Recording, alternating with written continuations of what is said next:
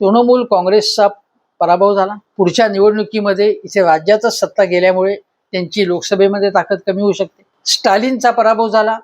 याच्या अगोदर आरजेडीचा म्हणजे लालू किंवा त्यांच्या पक्षाचा बिहारमध्ये पराभव झाला। नितीश कुमारची तिथनं उलसलबांगडी मुख्यमंत्रीपदावरून केली, जे इंडिया आघाडीचे जेडीयू त्यांना तिकडनं बाहेर काढण्यात आलेले। पंजाबमध्ये अकाली दल जो पूर्वी इंडिया आघाडीचा होता तो नाहीये, पण अकाली दलाची ताकद कमी झालेली आहे।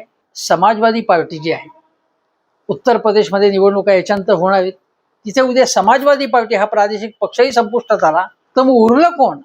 महाराष्ट्रामध्ये उद्धव ठाकरेंचा आणि शरद पवारांचा पक्ष फोडण्यात आलेला आहे। मनसेचे एकही आमदार नाहीये। महाराष्ट्रात कुठल्याही प्रकारचं विरोधाचं आव्हान नाहीये। मग आता फक्त दोन राष्ट्रीय पक्षातली ही लढाई होणार आहे का? काँग्रेस विरुद्ध भारतीय जनता पक्ष। जो भारतीय जनता पक्ष किंवा त्यांची आघाडी 78% भारतावरती बहुसंख्य राज्यामध्ये त्यांची ताकद आहे। काँग्रेसकडे आहे काय? आता साधन सामुग्री कमी आहेत, कार्यकर्ते कमी आहेत, तपास यंत्रणा त्यांच्याकडे नाहीत, निवडणूक आयोग त्यांच्या विरोधात। निवडणूक आयोग हा भाजपचाच अविभाज्य भाग झालेला आहे। आता गुलामी करतोय तो। विरोधातले पक्ष कुचकामी आहेत हे खरंच आहे, लाज वाटावी अशी स्थिती आहे।